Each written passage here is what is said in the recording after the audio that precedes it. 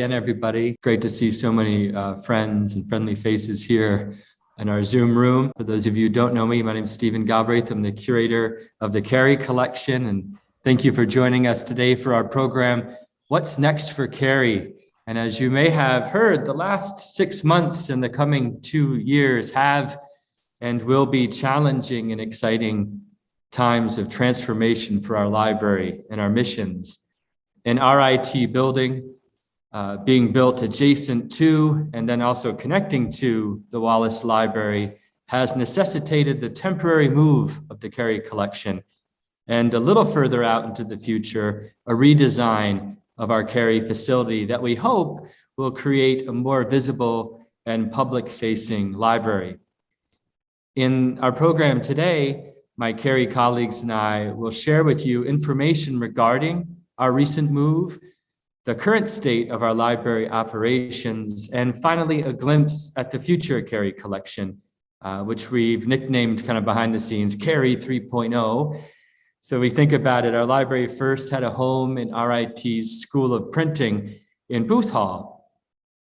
And that was when the Cary was founded in 1969. In 1991, it reopened on the second floor of Wallace Library, expanding its facilities and collections. And now in the coming years, the library will expand a little further out into Wallace Library, while also expanding out into a new building at RIT, the Student Hall for Exploration and Development, also known as the Shed. So here you can see a rendering of this new space that's going to be built at RIT. If you've been to campus recently, you've seen a lot of it already up. All the girders and the framing is underway. As described on the Shed website, this 100,000 plus square foot facility will become the epicenter of what RIT represents, with a huge makerspace, a black box theater, a dance studio, and musical rehearsal spaces. In this rendering, you can see on the left side, kind of the campus map. And you can see that the Shed will also connect the Student Union on the right to the Wallace Library to its left. Those of you familiar with the campus will know this area in between is that green space between the library and the Student Union. The Shed will attach to the Wallace Library on our east side, the side that on the second floor houses the Cary Collection. There will be two entrances from the Shed into Wallace on the second floor. One, as I just said, connecting right into the Cary Collection in the area that is the reading room where I currently am sitting now. And then a second entrance on the southeast corner where the Cary Graphic Design Archives, GDA, is currently housed. For those of you who have visited that area, it's the sort of what we call the caged area corners. So the Shed will connect two different areas there.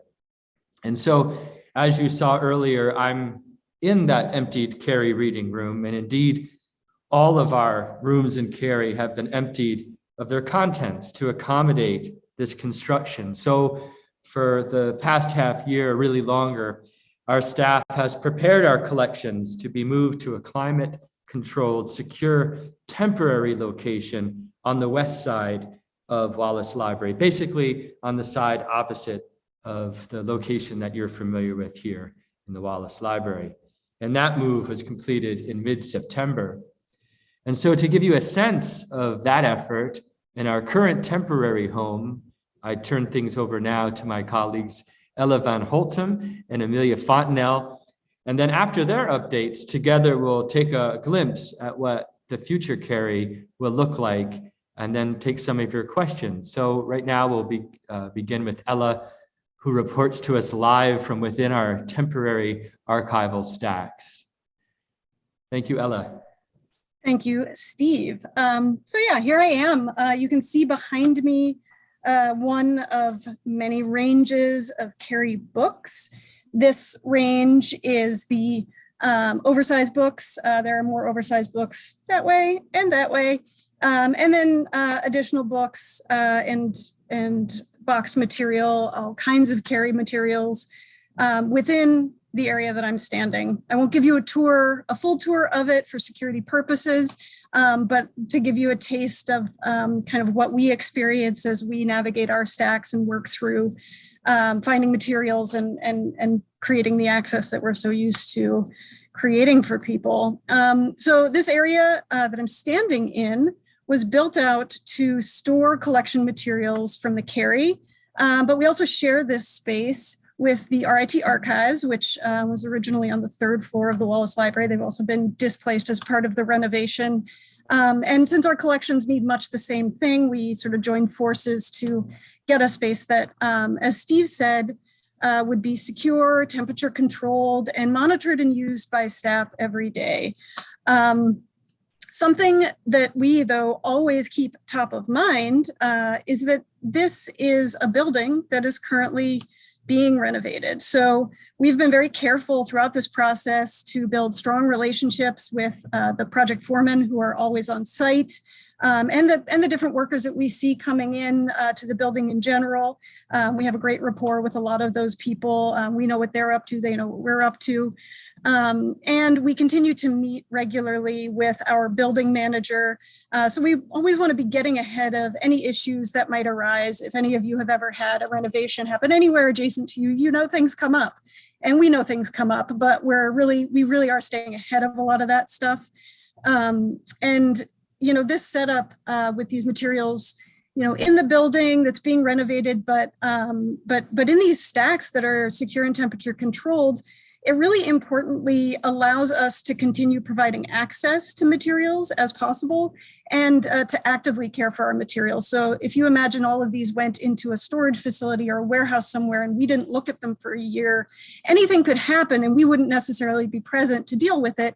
And part of how we care for our collections is by using them. And I think a lot of you probably, that resonates with you, or you understand exactly what that's about, right? Every time you take something off a shelf, you say, how are you? Are you okay? Are you doing good? Do I need to help you with anything? And the materials as much as the patrons that we work with. So that active care has been a big part of this move. And it's really, as much as it's been a challenge to move all of these materials, it's been great to work with them throughout this move. So how did we get from where Steve is coming to you live from to where I am coming to you live from? We did a lot of planning. This was about a 6-month planning process. It was a fairly quick turnaround, but we have a really great team of people who were able to really use all of their knowledge to make this happen. So we really went shelf by shelf and collection by collection. We did an assessment of everything in the Cary, and we made things ready to move. That means a lot of different things. So we want to confirm that physical and intellectual control that we always have over our materials, whether it's a call number or a collection number, or whether something's in good, bad physical condition, and what we can do to make sure that the move is a safe thing for those materials. So we did a lot of stabilizing of books. Most of our books are in really great condition, but some of them need a little extra support. So the ever-present phase box was a big part of our preparation. But for smaller materials and slender things like pamphlets, we used a great tissue paper wrapping system that just allows gentle outside protection. It still allows for access to the flag, which we use to locate materials, and it allows things to continue to live on the shelf without taking up any more space than usual. We also worked a lot with archival collections. So all of our archival collections are primarily in boxes. So we might have had to update box labels. We might have had to get boxes for materials that maybe we had intended to box, 4 months ago. And then 3 months ago, we realized it was going to have to move. And we said, oh, now's the time for that box. We also made and purchased a lot of custom boxes. So this is like a very silly, adorable little box, and it is the perfect size for what is in it. You can also see a custom fragile label that I would know that this was fragile, right, before I picked it up and moved it. But the movers that we hired, while they assume everything is fragile to some degree, don't know that necessarily this might be very light, which it is because it's a model, and that it needs a special degree of handling. So all of that was care that we took throughout the course of preparing. We also assessed and protected framed materials and 3D artworks. And then we took the time to label some things for a staff-only move. So we did have movers come in, but there were certain things that we wanted to be the only people to put hands on. And of course, there's all the considerations that went into the technology move. And Amelia will talk about that in a minute. Our technology collection requires a lot of special expertise and other things to get it to a new location. So in short, we just spent a lot of time with shelves and spreadsheets.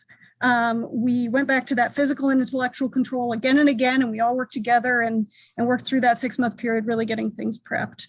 So it was a lot of work, but it's work that ultimately is part of our real future forward preparations that will allow us to do a number of different things. We'll be spending a lot of time with collections care, as we always are, but we're able to focus during this move on specific aspects of collections care.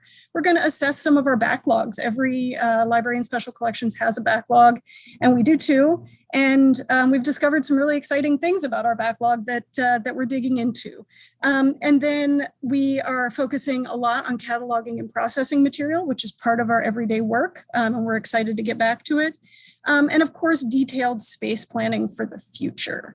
So the new Cary, which Steve will talk about a little bit, has got a lot going on with it. And we need to really be careful about how we move back in because we want everything to be as usable as possible. So before I turn it over to Amelia, I just want to go over a few stats that I gathered over the course of the move that give you an idea of the volume that the Cary Collection really cranked through during the course of this move.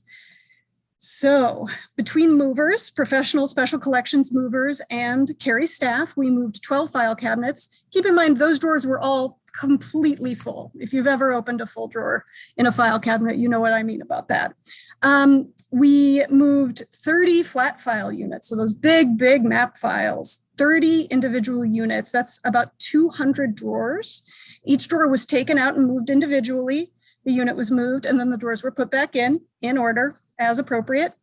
2,259 linear feet of books. So that's not 2,259 books.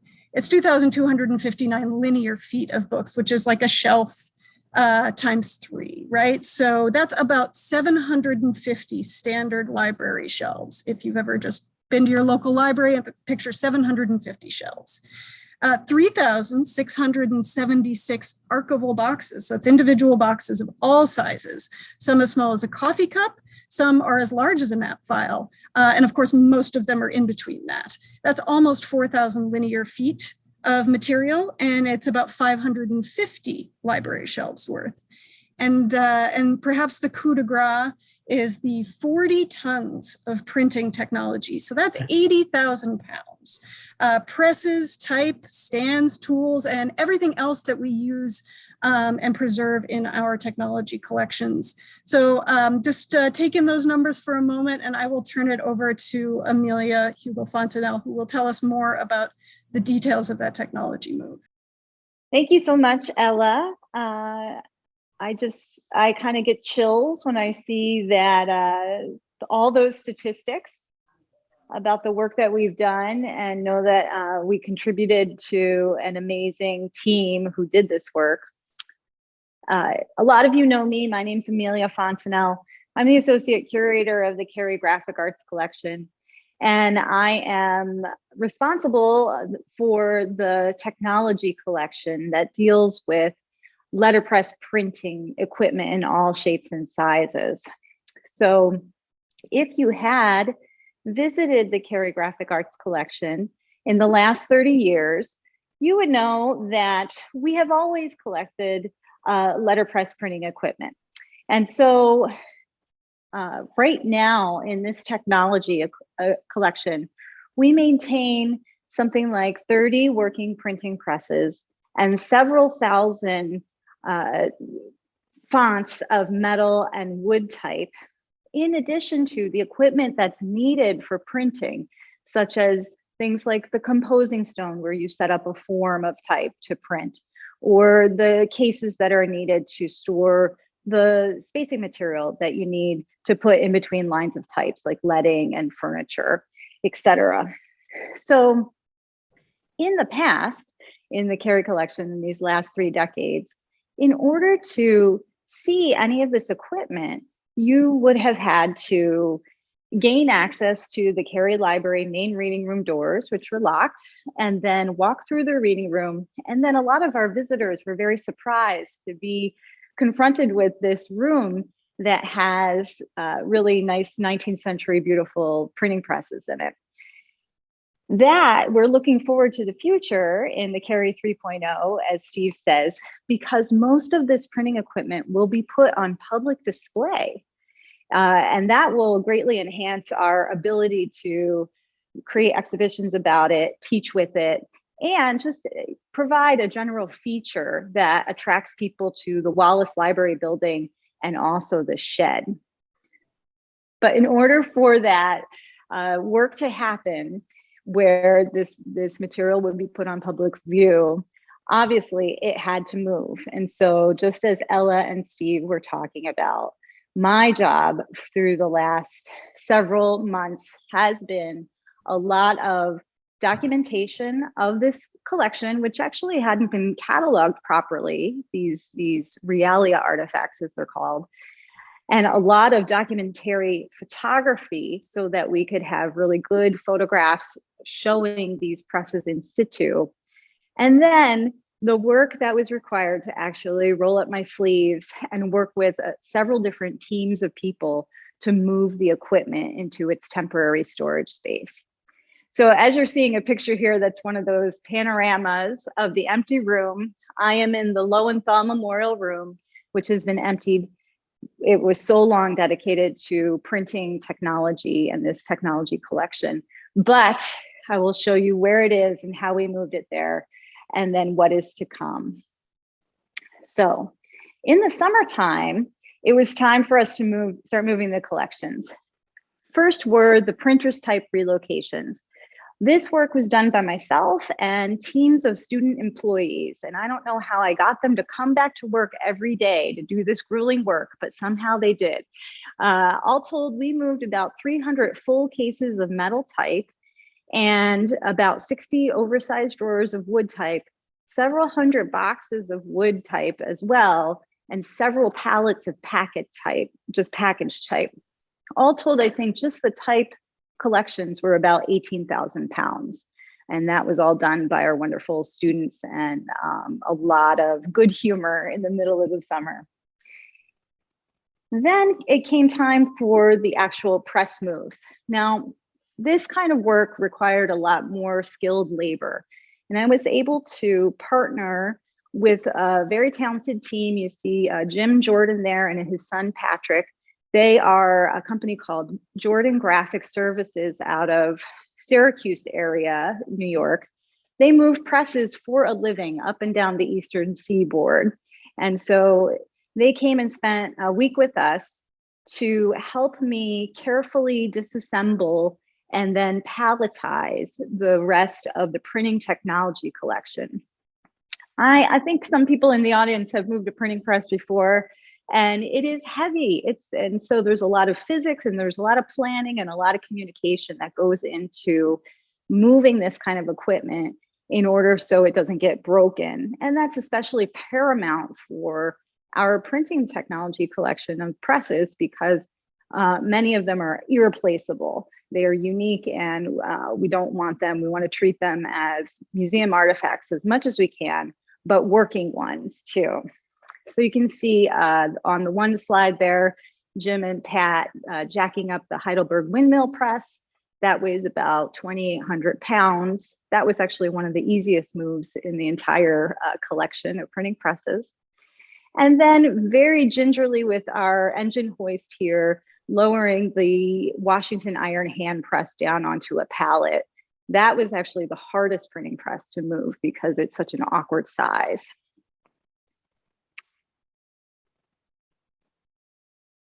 As soon as the printing press pieces started to come off the press, I was right there tagging and writing copious notes about where that piece goes right back on the press, because I have to look forward to the future, of course, to 2 years down the line when we have to reassemble them. And so I feel very confident that through all the photography and all the notes that were taken, and of course, our wonderful collection of books that have a lot of schemas of these different printing presses, we will be able to put them back together just fine.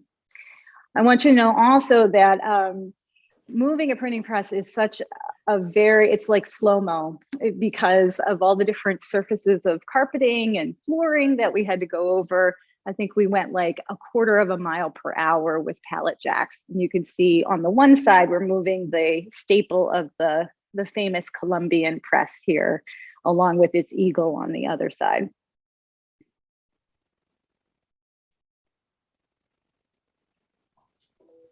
And this is where the printing press technology collection is stored in the Wallace Library.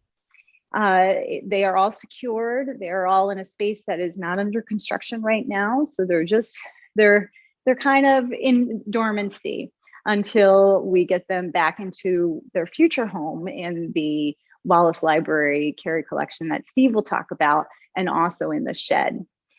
I'm really excited about this move. Of course, it was a lot of work and I was worried about it many times, but it worked out so wonderfully because in the process of disassembling and moving the printing presses, I can report that none of the presses were harmed, and more importantly, none of the people who worked on them were harmed either. But we also took the opportunity to work with a local RIT alum who's a carpenter. His name is Arnold Vandenberg, and he designed custom exhibition pallets for these presses. So as something was disassembled, I would put it right back on a pallet and then move it with a pallet jack. So this is my gift to the curators of the future of the Cary Collection, that they may never have to disassemble a printing press in order to move it. They could just put a pallet jack underneath these lovely pallets and move them safely. So it's been a wild ride, but all for the good of what is to come in the future here at the Cary Collection. And I think I turn it over to Steve at this point. Thank you so much, Amelia. And as you can see, the Cary team has been hard at work for the last half year or so. And just to reiterate what Ella and Amelia touched on, we've really benefited from the support of many wonderful Wallace Library friends and colleagues, as well as our new friends from Welliver Construction and the other related folks that have been coming in, been very sensitive to the areas of the library that they're working in. So we've been grateful, we've been very appreciative of that. And so for the next year or so, we'll be working out of this temporary space that Ella and Amelia have described. We are welcoming back researchers at this point by appointment. The Wallace Library itself is closed and locked for outsiders, but we greet people at the front door and we bring them up to do the research. By the end of the month, we'll be hosting classes on site once again. We're very excited. I know we have one for October 27th. We're very excited to have people back in. In the meantime, we're still visiting classes in person and via Zoom. And just, we're always available for reference questions and other contact via email.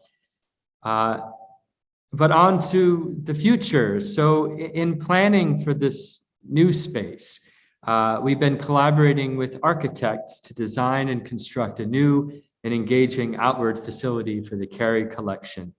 The design process is still early and ongoing. So the images that we're sharing today are still very much in the developmental phase, but we hope they give you a glimpse of things to come.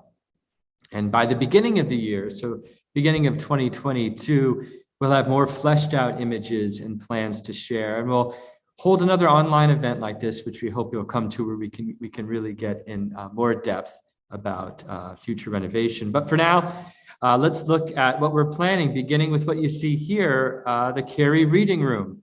And as I mentioned earlier, our current reading room will be the site of an entrance and passage from the shed into Wallace Library. So we've had to move and relocate our reading room. So we are building a new enhanced reading room, which we're calling the Cary Research Center, and it's going to be located in the Cary's current exhibition space adjacent to the RIT Press. So for those of you who attend our events, this space is normally used now for where we gather for food and drink and fellowship after lectures in the Cary reading room. We kind of all meet out in front. So it's in that area that this new reading room will be located. The walls of the reading room will be glass. So if you can see that circular area, so this new reading room, we're looking at the floor plan of the new reading room. And on the left side, that kind of wall that goes then curves, that is going to be all glass. So our activities and collections will be more visible. It'll also complement the curved glass that you see on the left side of the slide, which many of you will recognize as the Lawson Center, which houses the RIT Press. The new space is going to be designed to accommodate more visitors. So there's a fairly limited amount of students that we could fit at our table. We're going to increase that number by quite a bit. Amelia and I could tell you about how we often divide classes up in Cary and then also into the press room. We've done a lot of that in the past. We'll have to do less of that. We're going to have some modern features such as a projection system for detailed examination of artifacts. That curved area that you see on the lower side of the Cary reading room floor plan, that's a reception area with lockers and cubbies. So people are greeted when they come in and then go into the reading room. At the bottom right of this slide is some storage. So we're going to have some climate controlled storage right off of this area as well, which is going to help facilitate some of the kind of that we call ready reference. I guess it's an old library term, but kind of more ready reference teaching materials, materials that are currently being used by researchers, that sort of thing. So the reading room is moving outside. So the former Cary reading room, where I've been sitting throughout this presentation, the reading room that you're used to using, will also undergo a dramatic change. And so while it will serve as a connecting hall from the shed to the Wallace Library, it will feature a new permanent exhibition with the working title, Milestones in Print. And what you're looking at here is a working floor plan of this future space. So to orient you, the top of the image, the very top center of that floor plan is the current entrance into the Cary reading room. And as a matter of fact, you can see our kind of exhibition shelves to the left and right of that entrance. And then at the bottom of the image, that little stairwell, it's kind of the bottom, slightly to the left, that's the stairwell into that space from the new building, the shed. So what we've been working on here, the Cary curators, is this exhibition. And it's going to be an exhibition hall that will bring the universal impact of printing to life through a timeline of artifacts from the Cary's book and technology collections. It will begin with the inception of printing in China, so the invention of paper, woodblock printing, and movable type, then to Gutenberg's invention of the wooden common press and casting type and a hand mold in the 15th century.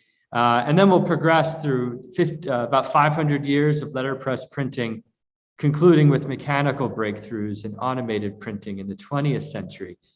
This evolution will be shown through a display of 6 printing presses from the collection and other supporting artifacts. So in the slide here, so what we're doing, we're going exhibition stop by exhibition stop in our planning here. And so the first one is called Printing in Asia. And so kind of an illustration of what we're going to try to convey in that moment in the exhibition. And so, for example, here we can see that at this stop, we're going to have the Cary's copy of the Empress Shotoku scroll from circa 770 in the Common Era. And that's one of the very, very first instances of mass printing. And then we'll have 2 pieces of metal movable printing type likely from Korea from about 1400 in the Common Era, and examples of Chinese and Japanese woodblocks used for printing. And just by the way, for those of you who are used to visiting the Cary in person for our programming, this new exhibition hall will continue to be the site for Cary events. So our community will still feel very much at home here in this familiar space. So while it's becoming this kind of entrance and an exhibition hall, we can still hold events in it as we've done in the past. Although we also hope to make use of some of the new theaters in the in the shed when they're built. So this exhibition hall, it's going to be an entranceway from the shed into Wallace Library, kind of leading visitors to the new Cary Research Center, our new reading space. And along the way, though, there's one last exciting printing milestone that will be on display. So in front of the Cary Research Center and adjacent to the RIT Press will be an exhibition spotlighting the Kelmscott-Gowdy printing press, owned first by the influential English artist William Morris and later by the famed American type designer Frederick Gowdy. So next to the press on permanent display will be the Cary Collection's copy of the Kelmscott Chaucer of 1896. That is the most famous book printed on William Morris's press and considered one of the most beautiful books ever produced.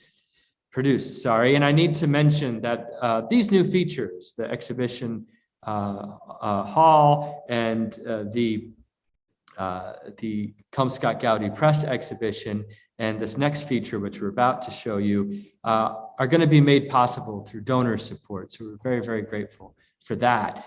I should also mention that other areas in Cary, I know there's some bookbinders among us today that use the Middleton collection. And then next to the Middleton collections, there's the Cary alcove. Those two parts of the Cary facility will remain untouched. Those are going to remain as they are. But there's still one more very exciting aspect to our new facility. Not only are we renovating our space in Wallace Library, we are also expanding into the new building, into the shed. And so to share details about this exciting project, I want to turn things back over to Amelia Fontenot. Thank you. So I'm really excited to share with you that letterpress and book arts instruction are going to be featured as an active classroom in the student hall for education and development. Many of you know that the Cary has always done printing through class demos and workshops and in our own limited editions. But this kind of Makerspace edition will greatly improve the printers, the people who are printing, our user experience. So instead of a cramped room, and this room is very beautiful, but it really had a lot of equipment in it, and it was hard to negotiate museum treatment with actual active classroom, press room. This new classroom will be functional, where we can teach printmaking without worrying about the proximity to rare Cary artifacts. Also, this new Makerspace will have glass walls that will open up into the shed atrium, and our community can witness and have maybe their interest piqued about what's going on in there, and maybe they'll sign up for events. So a lot of exposure.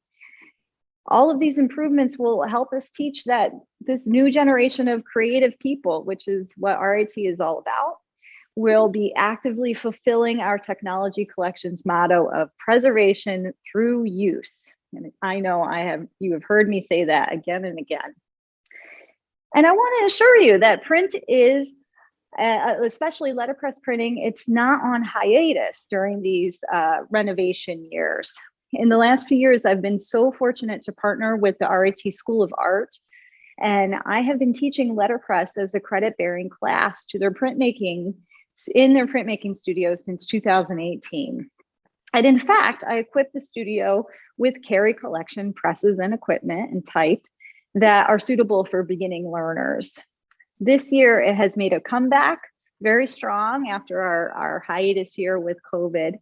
And I am now training grad students and instructors to also use the equipment in all kinds of cross-disciplinary programs, like in graphic design. So right now, in terms of the shed development, I am working with the architects there to plan our letterpress makerspace. So it has an optimal workflow for actually making stuff. Long live our makers. This kind of planning and negotiation has to get really messy before it can be streamlined into the final floor plan. So here you're getting a glimpse into my press woman's brain about how to arrange presses and type so that we can actually get some really great work out of this new space. And I think that is the end of our program here today. And I'd like to ask anybody if you would like to ask some questions. So we're opening it up to the floor, and Shani, Steve, and I, and Ella are all here to hopefully to answer your questions. So thanks. And I think I saw Bill Durand was the first person up here. And please use the chat also if you feel like you would like to ask a question through chat. Bill, what do you have to say? I have a disadvantage in that I'm old, and along with that comes some cynicism. I have not trusted any architects since the tragic walkway collapse, I believe, in Kansas City in the 1980s. Yeah, that was how confident are you that the architects understand how heavy cast iron is? So here is a wonderful example of how most of the printing presses will be in the reinforced current Cary Collection area, Bill. So that walkway with the Milestones of Printing exhibition, all of those presses, the heaviest ones, the Columbian, for example, which is about 6,000 pounds, that printing press is going to remain in the building that was designed in 1991 to withstand the extra load of printing presses. So that's a great thing. The lighter presses that are moving into the shed makerspace are things like the Vandercook or the smaller Albion that we have, which aren't as heavy, but certainly type is heavy as well. Also, I'd like to say that I am fully confident, and I've talked about loads a lot of times with different people. So library buildings are built to handle books, which are heavy in themselves, right? They are trees. I always say part of our job is moving trees around, right? So they do have extra load bearing. So we've communicated those. I know you are right to be skeptical, but I really, I have iterated it many, many times, and so has all the way up through our directors, our building planners, that library materials are heavy and they needed to be accommodated for to be safe.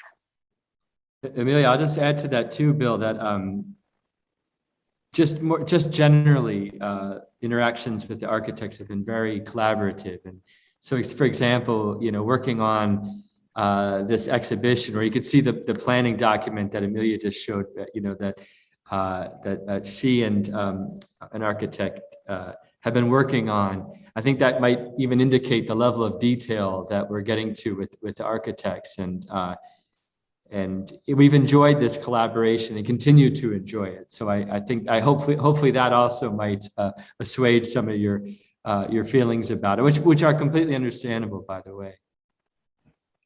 Thank you.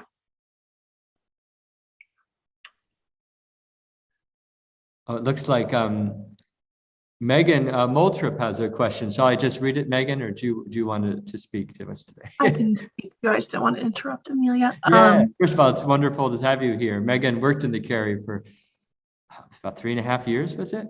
Something like that, Yeah. which makes sense why I'm asking this, because this was where I worked. Do you guys know where the graphic design archives are going to be living, or is it still in flux? So maybe I'll start that one, and then Ella or Amelia can jump in too. We have when I discussed that second entrance into the building by where the GDA cage will be. That will necessitate losing about half of the cage. So we retain compact storage in about half of that space.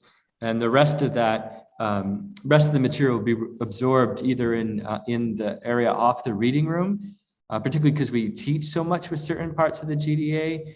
We're also in the process of adding a little more shelf space within Cary, both if the press room is where Amelia is empty now, that's going to become, those walls are going to be lined with the current reading room shelves. And we will probably do half shelves coming out to add some more shelf space. So Megan, most of it will continue to be where it is. We'll just lose part of that space and the rest will be absorbed kind of back into some part of the Cary facility. And Ella has been very instrumental in mapping all that. So maybe I'll turn it to Ella for a moment. Sure, thanks, Steve. Yeah, and I will echo what Steve said, and in response to Lauren's echoing of Megan's question, the idea of transporting some of those materials across a great distance in the library. Lauren and I definitely wrangled many heavy boxes. We worked together when Lauren was here. So heavy boxes full of really sort of material that requires a lot of special care in every step of the process. And of course, all of our material comes up to that level, but because of the materials represented in the Graphic Design Archive, when you got adhesive in play and you've got plastics in play, you start to think about all the distances it needs to travel. I think the reading room or research center area is going to be a great place to house a lot of those heavily taught with materials. I'm really excited that we have a space that's really designed for that faster access and smoother access. And then the other thing that we've really realized as we've gone through this move is that we can streamline some of our shelving practices. Like any archive or special collections, the Cary has grown organically over the years, and the shelves have been added as needed, and the materials have been placed where there is space. And that's in every place that I've worked, that's a totally normal process. But when you take everything off of those shelves and then put them back on, if you've ever reorganized your living room, maybe, or reorganized your own bookshelves, or decided that all your storage in your attic needs to change, right? Every box that you just set up there one at a time actually maybe could be stacked a little better. And so we're actually really going through that process here, moving towards shelving by size, so that we can really maximize what kinds of shelves we use for what kinds of material, and making sure that every material is in as appropriate a box as it can be, so there's no wasted space with boxes that have some empty room in them. So there's a lot of sort of fine tuning that, day to day, we almost never feel like we have time to stop and pause and do a big picture think. But right now we have to do a big picture think. And in a lot of ways, that's a big opportunity for us. And it does save space. So that's one of the exciting projects that we have ahead of us. I'd also like to chime in and say that in terms of moving material, as people who would have visited the Cary Collection in the past, and especially who use Graphic Design Archive material, in order to get that material to a reader in the reading room, you had to pass through a press room. And sometimes a press room that was being used and had ink in it. So that was a dangerous situation as well. So that will no longer be a happening where inky fingers will be commingling with rare books and archival material. So that's, I think, a big improvement too. I think I saw one more before I see you, Tom. I saw Robin said something about speak to artist residency opportunities for letterpress printers. And that's a great question, and it's something that we absolutely are committed to continuing. As you know, we had a lovely, successful residency with Lynn Avadenka this summer, where she was actually using Cary Collection materials, but in the School of Art printmaking studio. And we may or may not continue to do that this coming summer. We might be in the middle of another move back to our space at that point. But I think that this new setup where we actually have a working letterpress makerspace where people can get inky would be totally conducive to an artist in residency, as well as that Milestones in Print exhibition area and the Kelmscott area. Everything that we have talked about in planning is, I'm always saying, yes, we're putting it on exhibition, but every one of those presses needs to be operational in that exhibition. So I still look forward to printing a lot on the Columbian Press, for example, but it'll be in a public space. And actually, that's a great thing. I would love to have people come around while I'm running a press and ask questions. That's what we live for. So, and I think Tom is next. Tom Cornell. Yeah. Hi, I'm a relative newcomer to regular use of the Cary Collection. But several years ago, I got interested in the publishing of advanced scientific and technological books. And what I found is that when I visited the Z stacks, where you have good material in the Wallace Library on the history of publishing, history of books, and also made occasional visits to your collection, I was able to do very effective research. And so I guess my general question is, how are you envisioning the link between what you have physically as part of your collection and the resources in the regular stacks? And I know my interest was specific to publishing of a certain kind of book, but there are probably other areas of the Wallace stacks that are directly relevant. And so I just wonder what thinking you're doing, given all the changes going on between your collections, but then also collections that researchers could also use. And again, I've found those two to be quite complementary and really facilitate active research on the topic. That's a great point, Tom, and we share, well, as researchers, the Cary staff, we're always using, our general collections as well. So we kind of share the same need and feeling. A special collection library really always should have a strong relationship with the circulating collection nearby. The secondary sources, we have secondary sources in Cary, of course, but we definitely rely on, and you said the Z section, so the Z section of the LC is, we say we're pretty slangy, and that has a lot to do with printing and book history, the Zs. And so when, 2 years from now, when the, or a bit longer than that, perhaps, when the Cary reopens and the, in its new spot, and the rest of the Wallace Library is open, and the books return from Ritter Arena at the ice rink where they currently are, we will pick up that relationship again. Like I said, I can't emphasize enough the need for a strong relationship between a special collection and a circulating collection. And I hope she won't mind, but Kari Horowitz is here. I know she was working hard on the Zs, and if I'll invite her if she wants to make a comment. I don't mean to put you on the spot, Kari, but if not, that's fine too.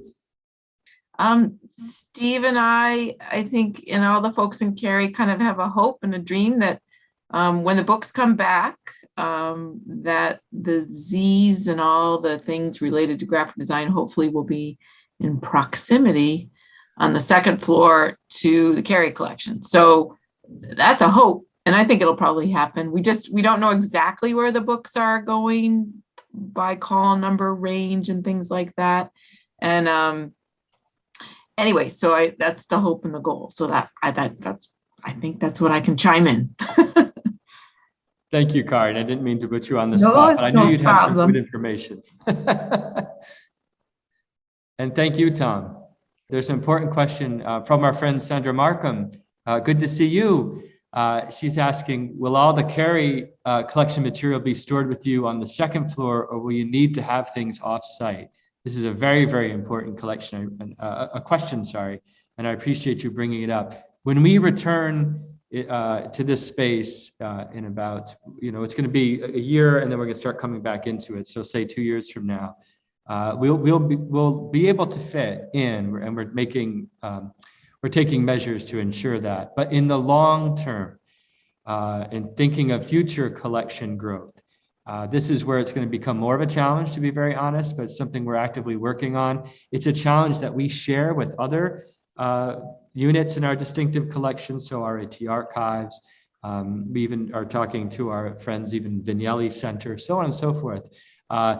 The idea of future collection growth and the use of some offsite storage is something that we're very much in the process of trying to plan at the moment.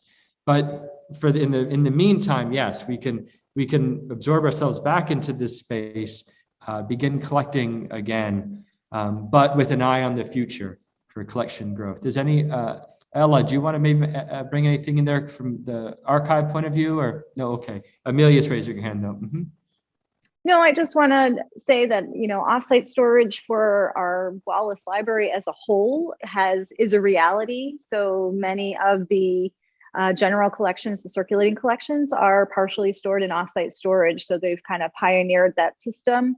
And I remind my colleagues that Cary Collection already has at least one archival collection in offsite storage, and then Archives has some of the art collections there too. So I think that's our future in terms of collecting more and in growing the collection, as Steve said. It's just figuring out how to do it in the future. Thank you for that, Amelia.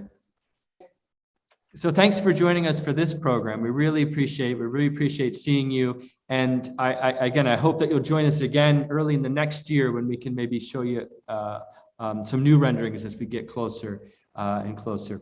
So, but in the meantime, we have 2 more online events coming up this fall. On November 3rd at noon, Dory Griffin will present Type Specimens, a book born in the Cary archive. So several years ago, Dory, she was our first Cary Summer Research Fellow, and she now has a book coming out with Bloomsbury Press based on her research here. So we're very excited for her, very excited to welcome her back virtually. And then on December 3rd, we have a second event, and this is going to be December 3rd, also at noon. We're going to welcome back Hannah Pivo, who will present Dots, Graphs, and Pictograms, the visual vocabulary of social facts. So Hannah was our most recent summer research fellow, and so she'll be presenting on the work she did here in support of her dissertation. So we'll be very excited to welcome her back too. And then finally, just to let you know, if you want to keep up with all things Cary, including the renovation, we're going to be adding some more images of the future too. Please find us on Instagram and Facebook and at our website. And it's a great way to keep up with us. And then until then, listen, it really has been a wonderful thing seeing everybody here today. And people have been writing to us asking what's going on here in Cary. So to have the opportunity to share this information, we're very grateful for this opportunity. So thank you. So on behalf of all of us, thanks again for coming, and keep in touch.